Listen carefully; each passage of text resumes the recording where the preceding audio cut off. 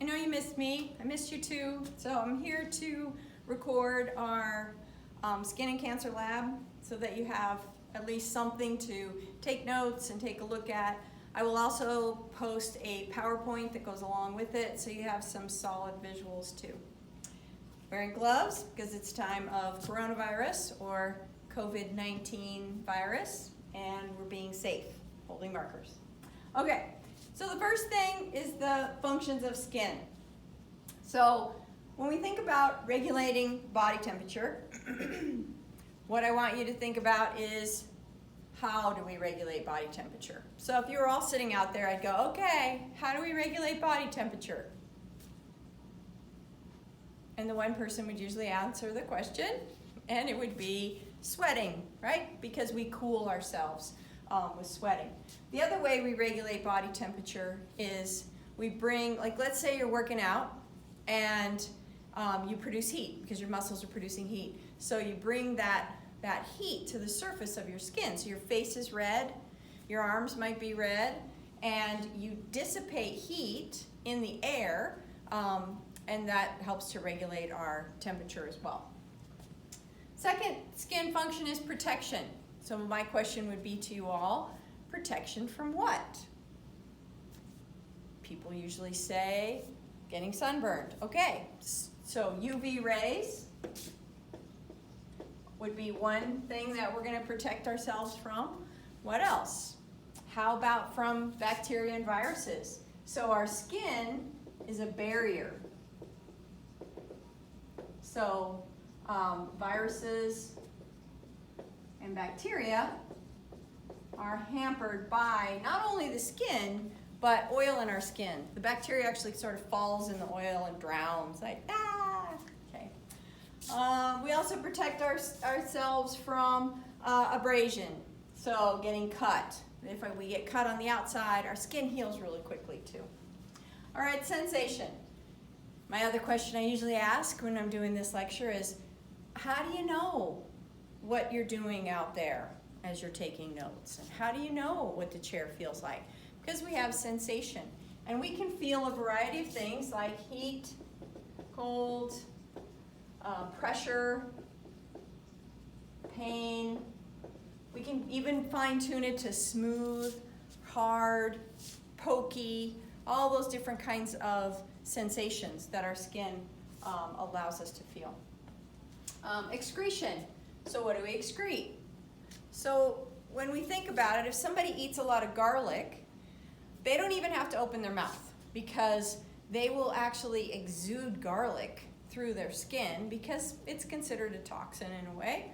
If you go all night drinking because you're really bored during the quarantine times of coronavirus, and you've been drinking all night, in the morning, your roommates, if you have any, would be able to smell that alcohol because it's exuding through your pores in your skin.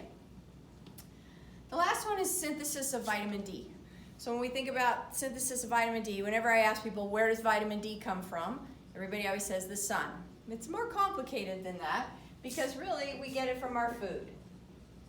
So if most of you were lucky enough to actually find milk in the grocery store, because it's getting challenging these days, good luck with toilet paper, still haven't found any.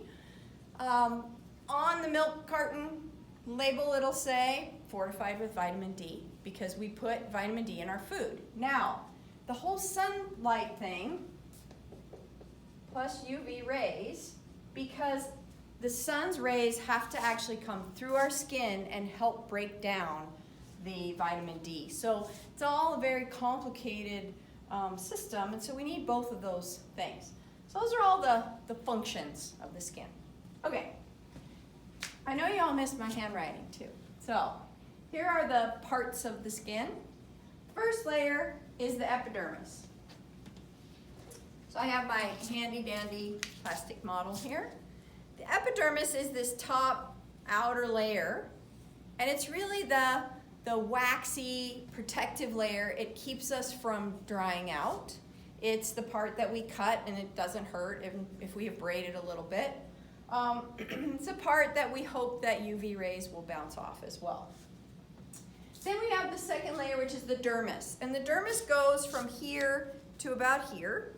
And the dermis layer is the mid layer, and it's kind of more interesting than some of the other layers because you have things like the hair follicle, and along with the hair follicle you have an erector pili muscle which helps to pull your hair up. So usually I ask people, when would you pull the hair up? Why would you? How do you know when the hair has pulled up? So usually if you're scared, you can feel it on the back of your neck. It tickles the back of your neck, and you can feel that. That's your erector pili muscle pulling that hair up. Also, if we think about other species, if I were to say, okay, what other species do you really know when the hair is pulled up? And some of you might remember cats. When cats are afraid and they want to appear bigger, they poof up their hair with the erector pili muscle. And then we have the sebaceous glands. Sebaceous glands produce oil, and they're the ones that are going to lubricate the hair and also lubricate our skin. Sweat glands. These blue ones are the sweat glands. I call them macaroni. So if you look kind of close at the sweat gland, it sort of has these little curlicue like macaroni look to it. When you look at the PowerPoint, there'll be some slides, and you can see on the slides some that look a little bit like macaroni, and that's the sweat gland. Also, we have, here's the little, well, I guess this is the only one. This is a pain sensation one. Usually there's some more on there, but this one doesn't have any. Oh, these blue ones are for sensation for pressure, for instance. The other thing about the mid layer is that we have a lot of blood vessels, and that will become important when I talk about melanocytes. Then the last layer is the subcutaneous, which is this last layer here, and that's where we store fat, and we use that for insulation.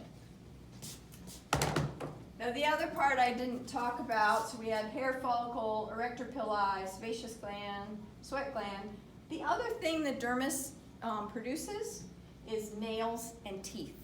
So back in the old days, when they would find, let's say, a tumor inside of somebody, and they didn't really know what it was, if something was kind of growing in a person, if they cut it out or the person died and they saw it, inside that tumor, if it was from the dermal tissue, it would be filled with nails and teeth and hair. And so people thought it was like a monster inside of them. And so we call them teratoma, which means monster tumor. And that is a classic tumor that grows from that dermal tissue. Okay.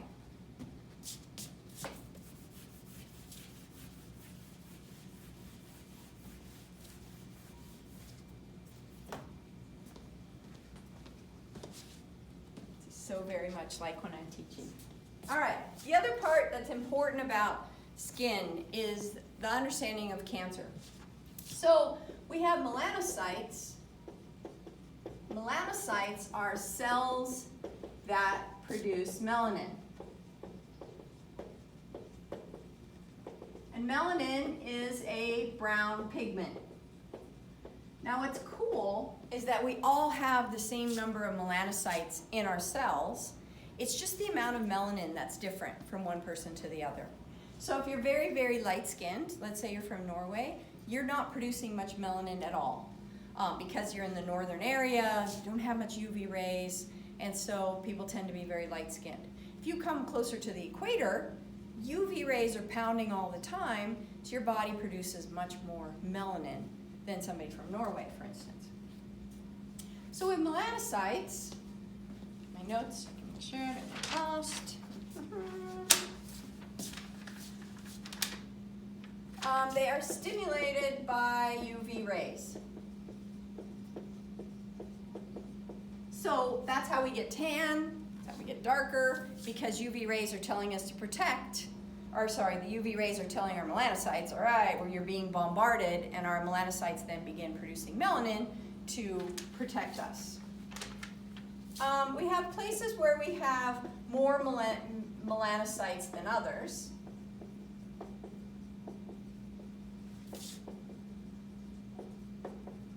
So if you think about where would you want to have melanocytes, where do we have places to protect ourselves? It would be places like our face, our arms, maybe our shoulders. And And then the other thing about melanocytes is that they're going to be colorful. Now remember, I always talk about what kind of organism we are. And I know out there you guys are all going, primates. And if I said, what is it about a primate that's unique? I know you would also be saying color vision.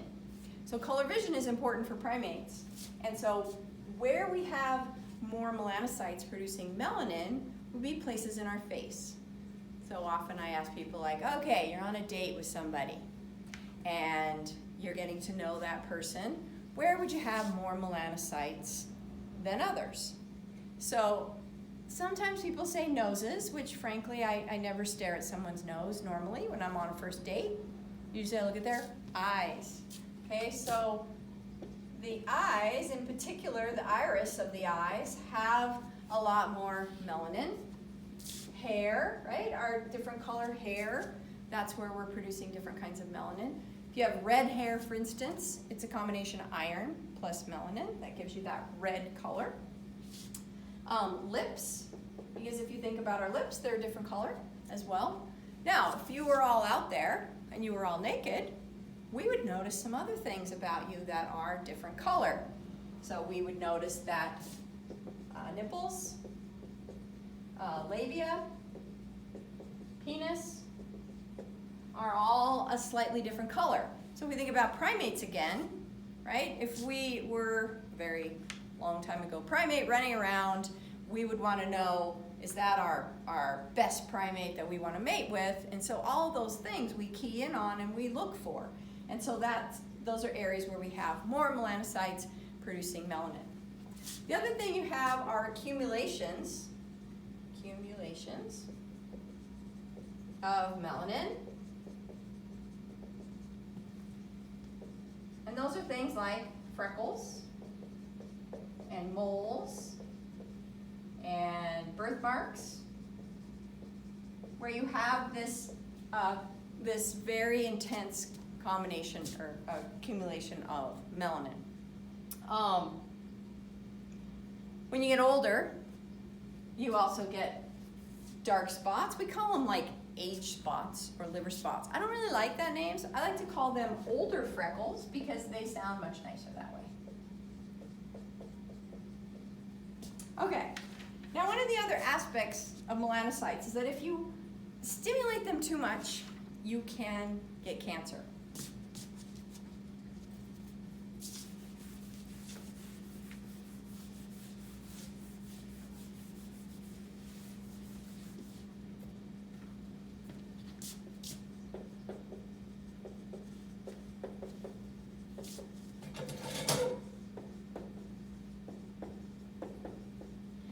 Lots of different kinds of cancers. Some of them are precancerous that they'll cut off so that you don't go into cancer. But if somebody has true cancer of melanocytes, we call it melanoma. It's very dangerous because of the blood vessels. So if you have a melanoma that's in the top layer, that's not as dangerous because we can cut it off. But if that melanoma begins to grow down and gets into these blood vessels, now those cells can be transported to other parts of the body. So that's why we like to find cancers as early as possible. So we have a system that helps us to look for those kinds of cancers. We call it the ABCD method, where A is asymmetry, B is border, C is color, and D is diameter. So when you think about what's an okay mole or what's a not okay mole, technical terms, not okay. If it's symmetrical, that's okay. So if it's this nice little round, perfect circle, that's probably fine. If it kind of starts off and then it gets this funky shape, that one might not be okay and you want to watch it. Border, if it has a nice clear border, again, okay. If it starts off and then it sort of fades, that's one that's maybe not okay and you want to look for too. One color is okay. Two colors, not okay. So for instance, if it's black or brown or red, and that's all it is, that's fine. If it's brown and red, black and red, that's when things get more dangerous. And then diameter, less than pencil eraser. Okay. More than, maybe not okay. And you want to watch it. So the biggest advice I can give you is if you are prone to having moles, take pictures of them, have the doctor's office take pictures of them, and keep track of them. Because when they change, that's when it's dangerous, and that's when we want to catch them, because the earlier we catch them, the better off we are at saving someone's life. So on your PowerPoint, I have several pictures of melanomas and moles, some that are okay and some that aren't. Just take a look at all those different pictures. We also usually talk about tattoos. So in your lab manual, there's a whole kind of line about tattoos. When we talk about tattoos, there's some things you want to think about when you get a tattoo. Because tattoos, you're breaking into your barrier, right? And when you break into your barrier, you can cause infection and various things. So tattoos have been around for a long time. Okay, so Egyptian mummies have tattoos. They even have some Chinese mummies that are very old that have evidence of tattoos. If we move somewhat more recent, in the, say, 1800s to early 1900s, you had circus performers that had a lot of tattoos, and most people didn't, so they were kind of an anomaly to look at. In World War II, we have tattoos making more of a statement. A couple ways. You had the military guys that usually had I Heart Mom on their shoulders, or the Jews, which in World War II, the Nazis actually tattooed the Jews on their arms. They would put a number on their arms. And so there are a few Jews that are still alive from those times. They still have that tattoo. They keep it as a reminder of what happened because it was really terrible during those times. So the problem is a lot of these older people tend to think of this as tattoos. So you may run into resistance if you have a whole bunch of tattoos where people think that it's not so nice that you have all those tattoos. Although nowadays things are really changing. A lot of people have tattoos and we're all getting kind of used to it. So if you get a tattoo, there's some things you want to look at. You want to look at the health certificate to make sure that they are up to date and being monitored. You can actually call the health department and see if there is any communicable diseases that have been reported, because that's one of the things they have to report. So something like hepatitis B, for instance, is a classic tattoo problem. You can get HIV. You can get lots of STDs, syphilis, from getting tattoos. So you want to be careful when you get your tattoos. You want to make sure that you have your own needles and they open them up in front of you, and your own dye. And so those are all important things to think about. And then you also want to think about, like, is this something that you want on your body for the rest of your life? Like, are you going to be proud of it? You know, maybe you like the Bacardi rum symbol now, but when you start having kids, are you still going to be proud of the Bacardi rum symbol? You know, so those are always things to think about. It's probably best to spend a year or two and really think about, is this the kind of tattoo that I want on my body, that's unique to me, that says something? The other thing is piercings. You want to really take care of piercings because piercings can get infected. We can get MRSA and staph infections, not only from tattoos, but from piercings. So you want to make sure they're taken care of. And be careful where you get tattoos, piercings, because there are nerves, facial nerves. The tongue has a nerve, it's called the hypoglossal nerve. And when somebody doesn't know what they're doing and they try to pierce it, if you hit that hypoglossal nerve, your tongue will hang out of your mouth for the rest of your life. They actually call it dead deer syndrome, because for a while people thought, I don't need to go to a piercing place, I'll just do it myself. I would suggest not doing that because you don't know where those nerves are. Be careful with eyebrow piercings. piercings in face, because those kinds of things can hit those nerves again, and then you can have permanent paralysis. So those are all things to think about when you're talking about skin and cancers and all those various things. So look at the PowerPoint, take notes, and next week we will have the sewage treatment plant. I will have instructions on going into Google Earth and going step by step through the sewage treatment plant. And we'll just keep going from there. I hope you are all safe, and I miss seeing your faces.